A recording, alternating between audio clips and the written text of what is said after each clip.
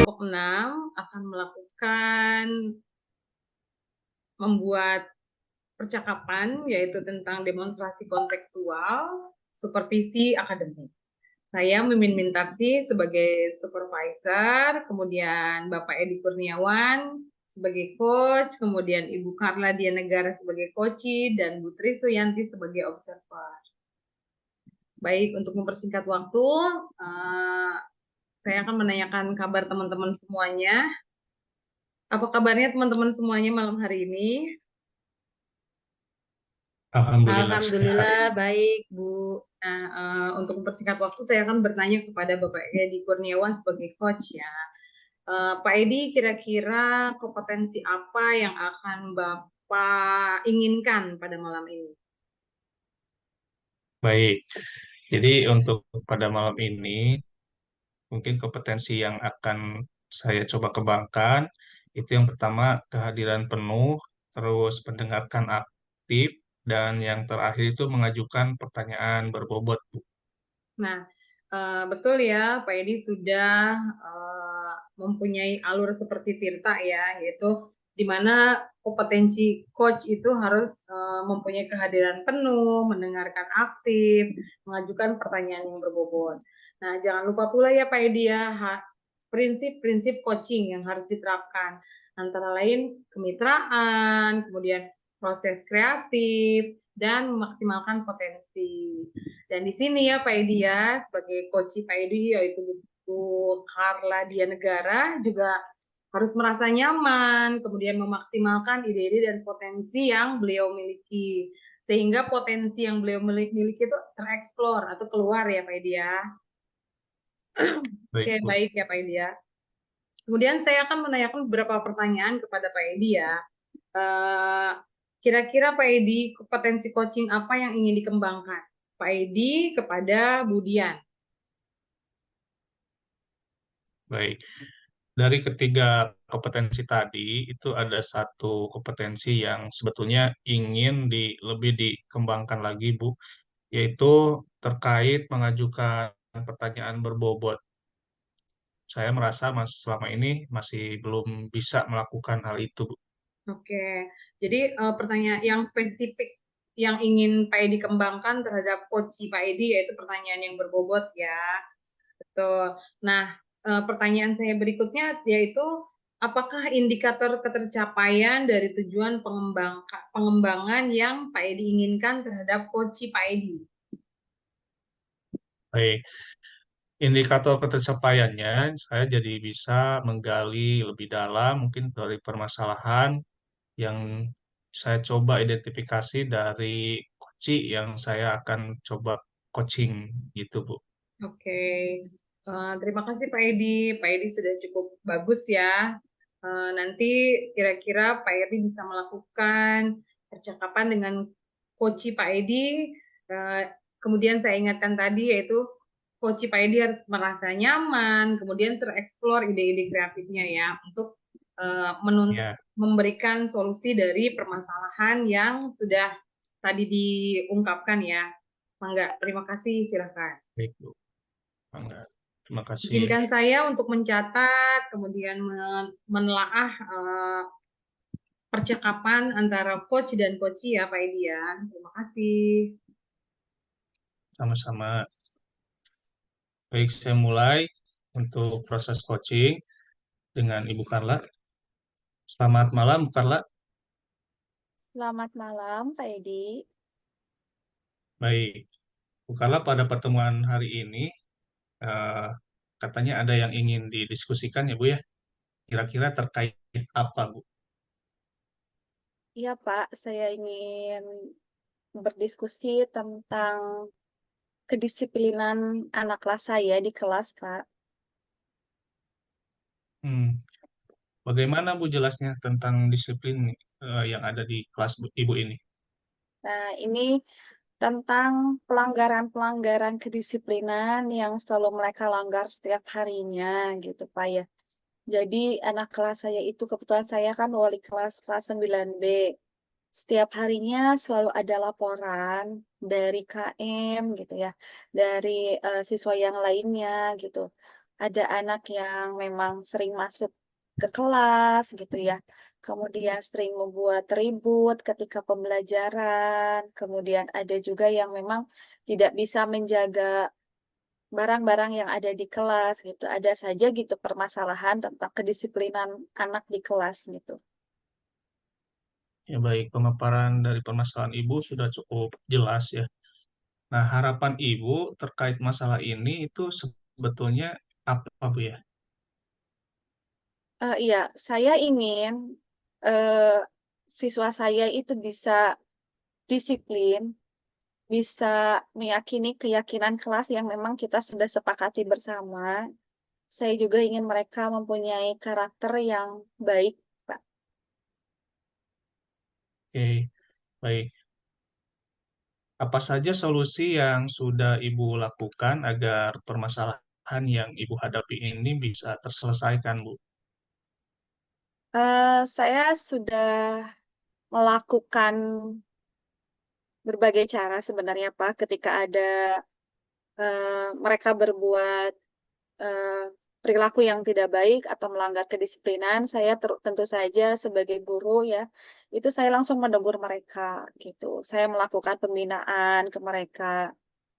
Mungkin awalnya saya terbawa emosi ya, biasa sering terbawa emosi, sering langsung memarahi mereka atas apa perbuatan yang mereka perbuat gitu. Tetapi itu tidak berlangsung lama gitu. Tidak Hmm, di- kemudian seminggu kemudian atau 2 minggu kemudian mereka melakukan kesalahan lagi gitu. Jadi memang kelas saya ini sudah mungkin banyak dicap oleh guru-guru yang lain itu memang susah sekali kedisiplinannya gitu. baik. Ibu sudah melakukan atau mencoba ya mem- menyelesaikan masalah yang sudah dihadapi, tapi kenyataannya masih seperti itu ya, Bu ya. Nah, menurut Ibu, adakah solusi yang lain yang menurut Ibu tuh bakalan atau akan menyelesaikan masalah ini? Baik, setelah saya mempelajari tentang segitiga restitusi ya Pak ya, ketika saya Ya, bisa membantu permasalahan anak dengan beberapa tahapan dalam segitiga restitusi gitu. Saya mungkin rencana saya ke depannya akan ketika anak berbuat salah, saya tidak akan memarahinya terlebih dahulu gitu, Pak. Saya akan menstabilkan dulu identitas mereka bahwa berbuat salah juga itu adalah bagian dari pembelajaran. Ya, hmm, kemudian saya juga akan memvalidasi tindakan-tindakan mereka dan menanyakan keyakinan apa sih yang mereka yakini, keyakinan apa yang mereka langgar gitu kan. Saya sih lebih ingin karena em, apa ya Pak, memunculkan motivasi intrinsik gitu dari mereka. Jangan sampai mereka itu tidak melanggar atau melakukan kedisiplinan itu hanya karena takut dihukum. Tapi memang saya ingin memunculkan motivasi dari dalam dirinya bahwa mereka itu harus melakukan itu dari hatinya mereka gitu, bukan karena paksaan, bukan karena hukuman atau bukan karena penghargaan apapun. hmm, iya. Solusi yang Ibu coba ambil itu sudah bagus, Bu ya, kalau menurut saya. Jadi dengan cara restitusi. Nah, ini patut Ibu coba. Mungkin yang jadi pertanyaan, Ibu akan memulai segitiga restitusi ini itu kapan, Bu? Saya akan mencoba mulai minggu depan, Pak. Saya akan Minggu berikan depan. panitia, iya, jangka waktu mungkin sekitar 2 minggu. Saya akan melakukan pendekatan dengan cara restitusi. Kemudian saya ingin melihat apakah dalam 2 minggu itu mereka bisa berubah ke arah yang lebih baik. Oke, berarti 2 minggu ke depan, Ibu ya. Ya, Nah, kira-kira dari rencana Ibu tadi, itu yang akan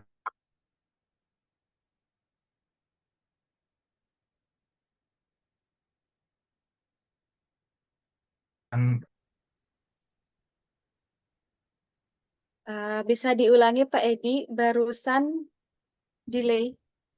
Fadila ya. Ya, Dari rencana yang Ibu paparkan, yang akan ikut terlibat melaksanakan aksi yang Ibu rencanakan tadi itu kira-kira siapa aja, Bu? tentu saja saya akan melibatkan guru BK dan pihak kesiswaan, Pak, agar bisa Eh, kita berkolaborasi ya untuk membina kedisiplinan siswa di kelas gitu. Baik ya.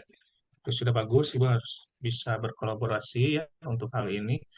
Nah, eh, apa komitmen Ibu dalam melaksanakan ya rencana yang Ibu paparkan tadi, Bu? Baik, Pak.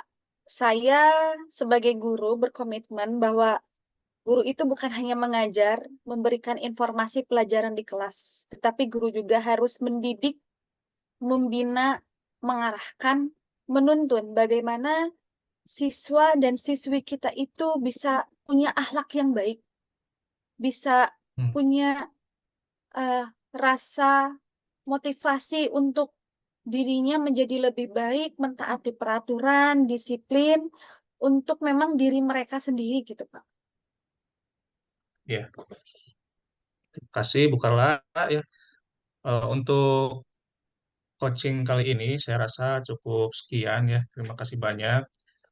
Untuk tindak lanjutnya nanti ada pertemuan lagi Bu ya, mungkin 2 minggu ke depan kita gali cari tahu kira-kira perkembangan dari peserta didik Ibu ini sudah terlihat atau belum. Terima kasih Bu. Assalamualaikum Sama-sama, warahmatullahi Pak. wabarakatuh. Waalaikumsalam warahmatullahi wabarakatuh. Baik, alhamdulillah ya proses coaching sudah dilakukan antara coach Bapak Edi Kurniawan dan coach Ibu Karla Dianegara. Untuk pasca supervisi, saya akan menanyakan beberapa pertanyaan ya pada Bapak Edi Kurniawan ya. Nah, Pak, kira-kira apa yang sudah dilakukan pada saat melakukan coaching tadi yang menjadi indikator ketercapaian pengembangan yang diinginkan? Baik, tadi saya mengajukan beberapa pertanyaan yang berbobot sehingga bisa menggali ataupun mengidentifikasi masalah yang dihadapi oleh Ibu Karla. Itu, Bu. Oke, tadi juga saya sudah mencatat ya beberapa bagian dan hasilnya yang sudah tadi Bapak lakukan berdua gitu. Saya sudah melihat Bapak sudah menanyakan kepada coach Bapak sesuai alur Tirta, kapan rencana aksinya, kemudian tanggung jawabnya seperti apa. Kemudian Pak Edi juga sudah menggali potensi gitu kan terhadap coach Bapak sesuai dengan alur Tirta tadi. Kemudian pertanyaan berikutnya, eh, catatan yang berbasis data, yang bebas fokus area berdasarkan hasil percakapan ya, saya juga sudah bisa melihat ide-ide yang sudah dikeluarkan oleh coach Bapak berjalan dengan baik, kemudian sehingga dapat memecahkan masalah gitu ya. Nah, untuk pertanyaan berikutnya, kira-kira Bapak kompetensi yang ingin Bapak kembangkan berdasarkan hasil coaching barusan yang dilakukan apa lagi, Pak? Sebagai coach, mungkin ketiga kompetensi ini harus ditingkatkan, Bu ya. Antara lain kehadiran dan penuh, terus mendengarkan aktif, serta mengajukan pertanyaan berbobot. Karena ini berpengaruh sekali ke dalam hasil dari coaching yang saya bimbing atau saya bina gitu Bu ya. Jadi nanti saya rencana ke depan itu ingin meningkatkan ketiga kompetensi coach ini Bu. Ya. Terima Ya, kasih Pak Edi Kurniawan atas sama-sama. informasinya, Ibu Dian dan Bu Tri Suryanti. Mudah-mudahan Ya, praktek coaching ini sama-sama. bisa kita terapkan di sekolah kita masing-masing ya, sehingga kita kemudian berlatih, sehingga kita bisa melakukan pertanyaan yang berbobot, kemudian menghadirkan kehadiran penuh dan mendengarkan dengan